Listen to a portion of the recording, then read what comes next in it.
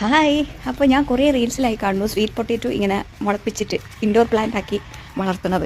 അപ്പോൾ ഞാനതൊന്ന് ട്രൈ ചെയ്യാമെന്ന് വിചാരിച്ചു. അപ്പോൾ ഞാൻ ഓൾറെഡി ഒരു കുപ്പിയൊക്കെ കഴുകി വെയിലത്ത് വെച്ച് ഉണക്കിയിട്ടുണ്ട്. അപ്പോൾ ഇനി നമുക്ക് ഇതിൽ നട്ട് നോക്കാം എങ്ങനെന്താ റിസൾട്ട് എന്ന്. ഓക്കെ.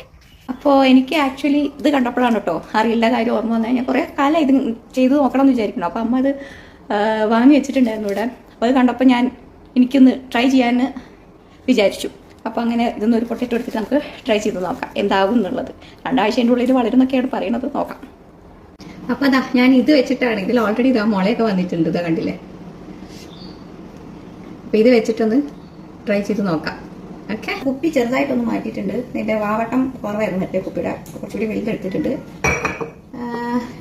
ഇതാ സ്വീറ്റ് പൊട്ടറ്റോ റെഡി ആയിട്ടുണ്ട്. ഇതിലെന്താ കുറേ കമ്പെല്ലാം കുത്തി കൊടുത്തിട്ടുണ്ട് നനക്കാൻ വേണ്ടിയിട്ട്. അപ്പോൾ ഇനി ഇതിലേക്ക് വെള്ളം ഒഴിച്ചു കൊടുക്കാം.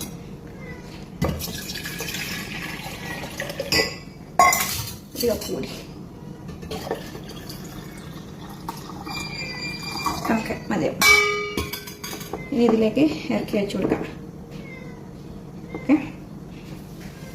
അപ്പോൾ അതാ ഇങ്ങനെയുണ്ട്. ഇനി ഒരാഴ്ച കഴിഞ്ഞിട്ട് നമുക്ക് നോക്കി നോക്കാം ഇതെങ്ങനെയുണ്ട് എന്നുള്ളത്, മുള പൊട്ടുന്നുണ്ടോ എന്നൊക്കെ. ഓക്കെ. അപ്പോൾ സീ യു ആഫ്റ്റർ 1 വീക്ക്. 4 ദിവസത്തിന് ശേഷം ഞാൻ വന്ന് നോക്കിയപ്പോൾ എൻ്റെ സ്വീറ്റ് പൊട്ടേറ്റോൻ്റെ അവസ്ഥ അതാ ഇതാണ്. ഇത് അണ്ണാനോ എരിയോ എന്തോ കരണ്ടു. ഞാൻ അവനെ പക്ഷെ കണ്ടില്ല. അതുകൊണ്ട് എനിക്ക് അവൻ്റെ കാല് തല്ലി ഓടിക്കാനും പറ്റിയില്ല. ഇനി എന്ത് ചെയ്യും രമണ? ഒന്ന് എടുത്തു നോക്കട്ടെ എന്താ ചെയ്യാൻ പറ്റും. സ്ഥലമൊന്ന് മാറ്റി വെച്ച് നോക്കട്ടെ. അപ്പോൾ അതാ അടിയിൽ മുളയൊക്കെ പൊട്ടിയിട്ടുണ്ട്. 4 ദിവസത്തിന് ശേഷമുള്ള റിവ്യൂ ആണേ. നോക്കാം, നമുക്ക് സ്ഥലം മാറ്റി വെച്ച് നോക്കാം എന്താവും എന്നുള്ളത്. അപ്പോൾ ഞാനിത് ഒരു പ്ലാസ്റ്റിക് കവർ ഇട്ടിട്ട് മൂടി വെക്കാൻ പോവാൻ. നോക്കാം നമുക്കിനി ഒരാഴ്ച കഴിഞ്ഞ്. അങ്ങനെ കറക്റ്റ് 9 ദിവസങ്ങൾക്ക് ശേഷം നമ്മുടെ സ്വീറ്റ് പൊട്ടറ്റോ ഇതാ ഇതുപോലെ ആയി.